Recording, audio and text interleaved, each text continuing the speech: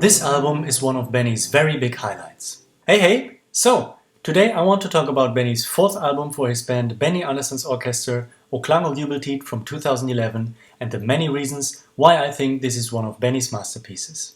I'll go through every song and we'll also talk about something that I feel throughout this album. It's like the concept of summer, and I don't simply mean that there are some summer-type songs on it, but that the entire album is like the evolution of one summer. So the album opens with the title track klang jubeltid. This just has to be one of Benny's absolute masterpieces. It is a timeless song and recording. One of my favorite moments is at the beginning of the second verse, when the vocals are kept back a little and a beautiful choir appears. It's so beautiful, sounds peaceful, and at the same time towards the end gets bigger and bigger and leads to its sonic climax. It's very epic. Also, it's like the early hour of one summer's day. It's quiet and peaceful, it's still dark yet. And so I can imagine a dark concert hall, the spotlight is on Helen, a little bit on Benny at the piano, and then a choir appears in the back. And with the next song, it's like a curtain in the back opens and reveals the full band. The entire hall brightens up as if the sun is rising. That's what I feel on the intro of Shara Sister. Also, this track somehow reminds me of ABBA's The Winner Takes It All. Now hear me out, I don't necessarily mean the song as such, the melody or even the atmosphere, but the style of its structure. It's very repetitive, but at the same time, you just can't get enough of it. And the build-up is very subtle. First you have the piano, then some strings, and in the third verse or chorus, whatever you will call it, some brass and glockenspiel towards the end. Also, there's a moment at the beginning when the full orchestra stops and it's only the piano and some e-guitar, and that moment when it's just the piano and the e-guitar somehow reminds me of the opening theme of David Lynch's TV series Twin Peaks. Take a listen to that. Next up is Monstra la Clara, the only song on the album not written by Benny, and it's a beautiful backing track with ukulele, strings, and Tommy's voice is so strong and fantastic.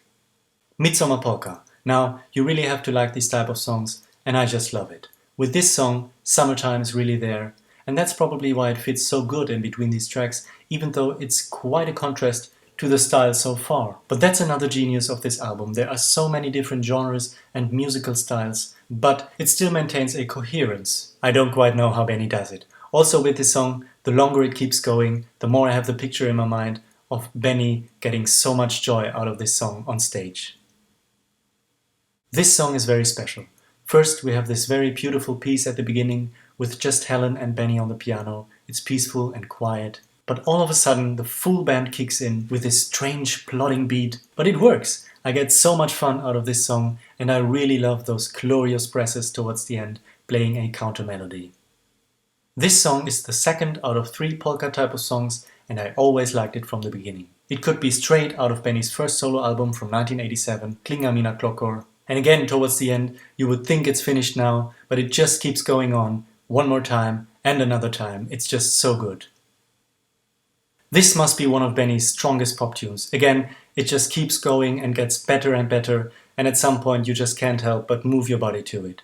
Thank you, Benny, for making us move, but also for moving us, touching our soul.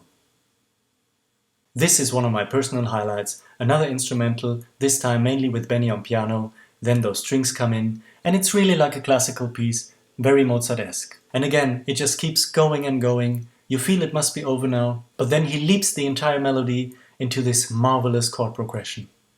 The next track is what I consider the third polka-type song, this time with vocals, but first you get this almost first-third instrumental only. I really like the counter melody played on accordion throughout and later by the vocal harmonies. This is a complete change of mood. It's dramatic, almost musical-like, terrifically sung by Tommy. And with this starts what I consider to be the grand finale, a quadrilogy of 4 songs that work together so perfectly. Sorgmarsch means March of Sorrow. It's very melancholic and sad, written for a documentary on Olof Palme, the Swedish Prime Minister, who was assassinated in 1986. And maybe that song was even written back then already. It sounds a lot like it could have been on Benny's second solo album, November 1989. It has such a beautiful melody, haunting and epic, and it's unbelievable that this piece is almost 5 minutes long. Never feels like that. This to me is another one of Benny's best compositions. It is beautiful, Helen's voice is so strong, as it really is on the entire album. I love the reverb on her voice on this song, as if it was recorded in a church, and I love Benny's piano playing. Towards the end there's a moment when Helen doesn't sing as before, and Benny simply plays the melody on his piano. It is so good. And with these final songs, melancholic, reflective, it's as if summer is nearing its end, like a peaceful last summer evening. This piece is like the compendium to the track before. You could put it together, and in fact on the original version of Villa Claude et une femme from 2010, this piece is played in the background towards the second half of the song. It is so beautiful, and at the end we get some final choral vocals, very heavenly.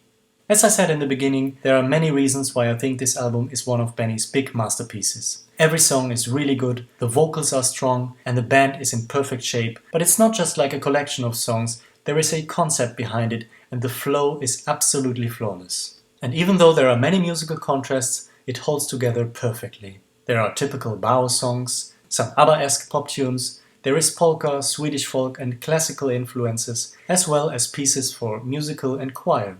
And basically every emotion is touched. It's fun, you smile and you want to dance, but you also might even shed a tear. But above all, and perhaps especially because of the variety of styles, this album from start to finish is pure joy.